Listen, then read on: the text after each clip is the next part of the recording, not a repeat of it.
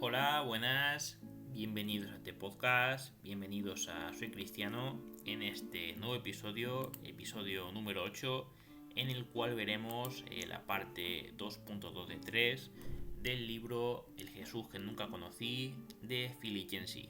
En este episodio vamos a repasar dos capítulos de este libro, un libro muy bueno, capítulo 10 que se titula La muerte, la semana definitiva, acerca de la muerte de Jesús, y el capítulo 11, la resurrección, una mañana increíble, acerca también de la resurrección de Jesús.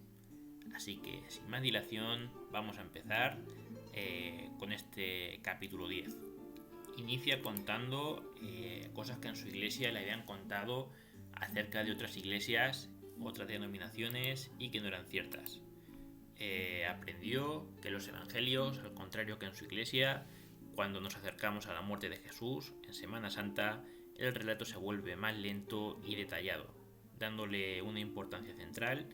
El autor resalta que la exposición sencilla y literal de los hechos suena desoladora, ya que no hay milagros ni apariciones sobrenaturales para evitarlo. Destaca que a pesar de tener a todo el sistema político en su contra y que los apóstoles lo habían abandonado, Jesús tenía absolutamente todo controlado, ya que venía anunciándolo lo que iba a pasar, y fue a Jerusalén sabiendo lo que le esperaba, para tratar de explicar lo que sintieron los seguidores de Jesús en esa semana, desde que se dio por hecho que el Mesías había llegado hasta la desolación de la muerte. Lo divide en varias partes. Estas partes son, la vamos a ver una por una: entrada triunfal, la última cena, traición, Getsemaní, los juicios y el Calvario.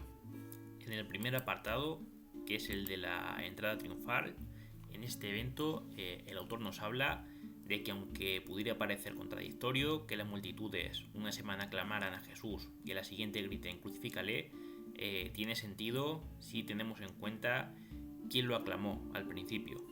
Nos habla de los tullidos, los ciegos, los niños, los campesinos de Galilea que lo seguían desde el principio de su ministerio, y de Betania, muy sorprendidos por la resurrección de Lázaro. El propio Jesús tenía sentimientos encontrados, ya que antes de entrar en Jerusalén lloró sabiendo cómo era la gente de ese lugar, además de tener al entorno religioso totalmente en contra y a un imperio romano que no se iba a dejar impresionar por los seguidores de Jesús. Después nos habla de la última cena, destaca el relato de Juan, del diálogo emocional entre Jesús y sus discípulos, entre los capítulos 13 al 17, y después se centra en la importancia central del lavamiento de pies, que el reino que Jesús asignó a sus discípulos no destaca por el poder o las riquezas, que era lo que ellos pensaban, sino en el servicio y en la humildad.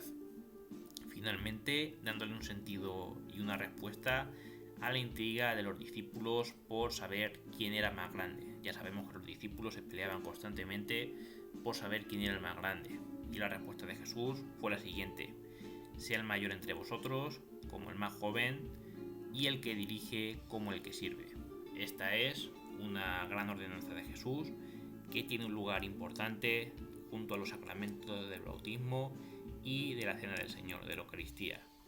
En la traición, este es el siguiente apartado, la traición. En la reflexión sobre este suceso, el autor destaca que el problema de Judas no fue la traición en sí, sino lo que pasó después, el remordimiento y el suicidio por encima del arrepentimiento sincero y genuino. Porque en cuanto a traición, no fue peor lo que hizo Judas que lo que hizo Pedro al negarlo y los otros 11 discípulos al salir corriendo. Jesús los perdonó, y bueno, las semejanzas entre Judas y los 11 restantes, especialmente Pedro, es que Judas murió sin querer recibir lo que Jesús vino a ofrecer, su perdón. Pedro, humillado pero siempre receptivo al mensaje de gracia y perdón de Jesús, pasó a dirigir un avivamiento en Jerusalén y no se detuvo hasta que llegó a Roma. Después, en el siguiente apartado, nos habla de Getsemaní. Aquí el autor nos habla de un Jesús sufriendo mucho por lo que se le venía encima, un Jesús que aunque muchas veces necesitaba orar en soledad, esta vez necesitaba la compañía de sus discípulos, y cuando se durmieron se sintió solo, sufrió tanto que llegó a pedirle al Padre que pase de él esta copa, pero finalmente dijo: hágase tu voluntad. Y finalmente esa fue también la voluntad del propio Jesús. Si hubiera querido, hubiera podido salir de esa situación sin ninguna complicación, pero no hubiera habido salvación, ni iglesia, ni reino. El objetivo de Jesús pasaba por la cruz, por eso despertó a sus adormecidos amigos por última vez y se dirigió decididamente en medio de la oscuridad hacia quienes querían matarlo. Después tenemos el apartado de los juicios. Aquí el autor nos habla acerca de los interrogatorios, 6 en total, que le hicieron a Jesús antes de condenarlo. Primero advierte que no es justo culpar a los judíos de todo, aún en la actualidad, ya que los romanos también querían acabar con Jesús. Para los sistemas religiosos y los políticos era un peligro por lo que predicaba y la influencia que iba teniendo cada vez en aumento. Tanto el Sanedrín como Herodes querían echarle el guante desde hace tiempo. La acusación definitiva fue cuando, ante juramento del sumo sacerdote, se proclamó el Mesías, el Hijo de Dios. Esto para ellos era una blasfemia tan grande que merecía la pena de muerte. Pero es que para los romanos, más allá de la blasfemia, que les daba bastante igual, era sedición. También destaca que Jesús se proclamó rey, no cuando lo aclamaban las multitudes y querían hacerlo rey a su manera, solo por los milagros, a la fuerza, casi secuestrado, sino en su momento de mayor vulnerabilidad y debilidad, donde menos parecía un Mesías. Salvo si le prestamos mucha atención al profeta Isaías en aquel tremendo capítulo 53 de su libro. Por data, fueron juicios muy peculiares porque nadie lo defendió. Sabemos que siempre cuando a alguien se le acusa suele tener gente a su favor y gente en contra, pero en este caso absolutamente nadie lo defendió, ni de forma sobrenatural ni personas de su alrededor. Luego, el siguiente apartado, ya el último de este capítulo, es el del Calvario. Nos habla de la tremenda humillación física y emocional, burlas que sufrió Jesús en su condena. Más concretamente, el autor nos cuenta de lo cruel que era la crucifixión, y hasta para los romanos no era una muerte digna, ya que cuando había criminales romanos decapitaban a sus criminales y los judíos preferían la lapidación. La crucifixión era para los asesinos y los peores criminales. Hasta Deuteronomio dice: maldito por Dios el que es colgado. Pero Jesús no se queja apenas de sufrimiento físico, más que para decir que tiene sed. Él desde la cruz perdonó a quienes habían llevado a cabo esa acción, tomó medidas para que su madre fuera atendida y dio la bienvenida al paraíso a un ladrón arrepentido, crucificado a su lado. En cuanto a sus últimas palabras, Lucas en su Evangelio pone en boca de Jesús: Padre, en tus manos encomiendo mi espíritu, un acto final de confianza antes de morir. Juan contiene el resumen conciso de toda la misión en la tierra de Jesús, cuando dice: consumado es. En cambio, Mateo y Marcos, aquí es cuando está la gran diferencia, contiene las palabras más misteriosas de todas, la lamentable cita: Dios mío, ¿por qué me has abandonado? Una frase que le da una veracidad máxima a los evangelios. ¿Por qué un héroe de una obra iba a mostrar tal debilidad de no ser que la obra era cierta? No hay duda de que Jesús recitaba un salmo, el Salmo 22 concretamente, pero ese sufrimiento era una sensación de abandono real. En palabras del autor C.S. Lewis, que ya vimos un libro suyo en este canal, dice: el ocultarse de Dios resulta muchísimo más doloroso en quienes por lo demás está mucho más cerca de él, y por tanto Dios mismo hecho hombre se sentiría el más abandonado de todos los hombres. Y en palabras de Pablo, dice tal que así: en la carta a los Gálatas, el Hijo se convirtió en maldición por nosotros, y en la carta a los Corintios, el que no conoció pecado por nosotros se hizo pecado. El autor comenta que es posible que el sentido de abandono se experimentó en ambas direcciones, pero finalmente, en palabras también del propio apóstol Pablo, despojando a los principales y a las potestades, los exhibió públicamente triunfando sobre ellos en la cruz.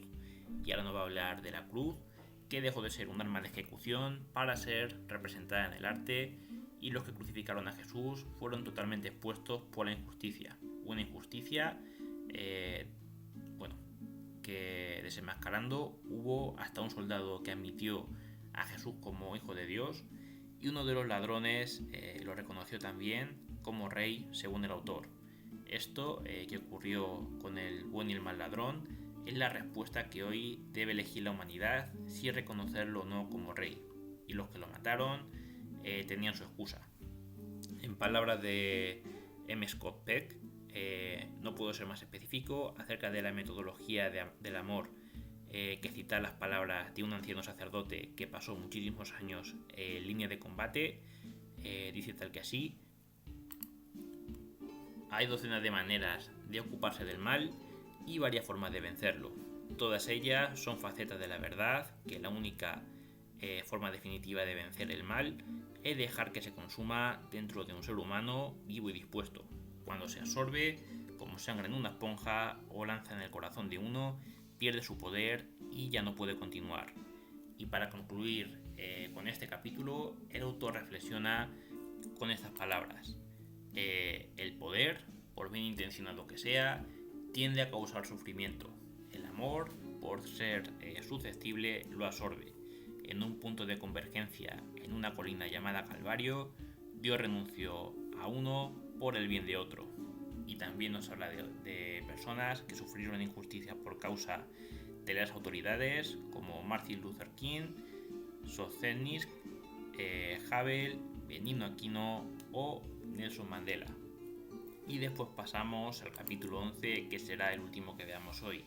En este capítulo, que trata acerca de la resurrección, el autor nos habla de lo que ha significado para él, la Pascua a lo largo de los años. Primero le recordaba la muerte, ya que tuvo que enfrentar pérdidas desde una Pascua que era pequeño. Nos habla de la muerte de su gata y más recientemente de 3 de sus amigos que fallecieron en menos de un año. Nos cuenta que leyendo un libro, La búsqueda de la belleza, concibió la búsqueda desde otra perspectiva. Y esto fue cerca del funeral del último de sus amigos en morir, Bob. Él reflexionó qué pasaría si Bob resucitara, y es lo que pasó con los discípulos de la Pascua y lo que Dios nos promete a gran escala. La muerte, que es irreversible, será reversible. Después, el autor hace un ejercicio de apologética para argumentar la veracidad de la resurrección de Jesús. Primero, dice que los discípulos no podrían creer y dejarse llevar por los relatos de la resurrección inocentemente, porque tenían muchísimas dudas e incluso huyeron y se escondieron para no correr la misma suerte que su maestro, la misma suerte que Jesús. Y la resurrección no puede ser una conspiración orquestada por los discípulos, y esto se explica por la inexactitud de los evangelios. Hay contradicciones, más que ser un relato narrado y maquillado a la perfección, parece ser una historia narrada tal cual sucedió, tal cual recuerdan los testigos oculares de ese momento. Nos habla del miedo que pasaron los discípulos, un temor que fue superado por el gozo, y también de cómo las autoridades tuvieron que encarar la resurrección. El común denominador de todas las apariciones de Jesús durante las 6 semanas, las cuales pasaron desde la resurrección hasta la ascensión, fue el siguiente: Jesús visitó a pequeños grupos de personas en lugares apartados o a puerta cerrada. Aunque estos encuentros privados reforzaron la fe de quienes creían ya en Jesús, hasta donde sabemos, ni un solo creyente vio a Jesús después de su muerte. Las apariciones que Jesús hizo durante esas 6 semanas hicieron que los que creyeran definitivamente y no volvieran a dudar nunca por la obviedad de que era Él el que estaba ahí, y los que no creían se autoconvencieron de negar lo evidente. Destaca el enorme cambio que hubo en la personalidad de los apóstoles para defender la veracidad de la resurrección. Esos pescadores cobardes que abandonaron al maestro y se encerraron para no ser atrapados, terminaron pregonando la resurrección a los 7 vientos y dando la vida por la causa. Después el autor, para finalizar, nos habla personalmente por qué él sí cree en la resurrección de Jesús. En primer lugar, dice que desea que sea real, que tiene esperanza de que en este mundo las cosas malas, todo el dolor y el sufrimiento tenga un propósito y un final feliz. Puede parecer una utopía o algo ficticio, pero es algo que Dios promete y la esperanza está ahí. ¿Dónde lo promete? Pues aunque el autor no menciona el versículo que estoy a punto de leer, sí que es importante tenerlo en cuenta, y a mí es el que se me vino a la mente cuando estaba leyendo este capítulo del libro. Se trata de 2 de Corintios, capítulo 4, versículo 14. Dice: sabiendo que Él resucitó al Señor Jesús, también a nosotros nos resucitará con Jesús y nos presentará juntamente con vosotros. Ese es el versículo, ahí está la promesa. La segunda causa por la cual el autor dice que sigue en la resurrección, dice que es la forma en la que Dios hace las cosas, algo evidente, de forma lenta y difícil. Lo desafiaron a que baje de la cruz, pero él hizo algo más grande aún. No bajó, no escapó de ese sufrimiento, de ese libre albedrío que tenían los soldados para matarlo. Dejó que ese libre albedrío lo matara. No escapó de ese sufrimiento, dejó que la crucifixión y la muerte se produjeran para después volver y resucitar. Transformó lo que ya tenía que pasar. Y por último, dice que él también cree en eso porque ha conocido a Dios y sabe que Dios es amor. Sabe que no queremos perder definitivamente a quienes amamos. Permite que pasen las cosas malas a causa del libre albedrío mencionado anteriormente, pero no se complace con ello, y no permitirá que la muerte consiga la victoria. Nuestros malos momentos, los golpes, las lágrimas y tristezas serán como las heridas del Jesús resucitado. Serán ya recuerdos que no duelan. En la vida nos podemos quedar con las cosas buenas o con las cosas malas, podemos ver la resurrección como la excepción o como la futura norma. Los discípulos seguían en medio de una opresión tremenda por parte de Roma, pero desde la resurrección ya no fueron más nacionalistas que querían cambiar todo a golpe de espada, sino que todo cambió. Y así termina el resumen de estos 2 capítulos y también de la segunda parte, de la parte 2 del libro de El Jesús que nunca conocí, de Philip Yancey. ¿Qué tenemos en el siguiente capítulo? Pues la tercera parte que se titula Lo que dejó tras de sí. Son los últimos capítulos, el 12, el 13 y el 14. El 12 que se llama La Ascensión, un firmamento azul vacío, el reino, trigo en medio de la cizaña y lo que él cambia. Así que hasta aquí llega el episodio. Espero que les haya edificado muchísimo y que lo hayan disfrutado tanto al menos como yo al realizarlo. Así que nada, yo me despido, tengan un muy buen día y pórtense bien.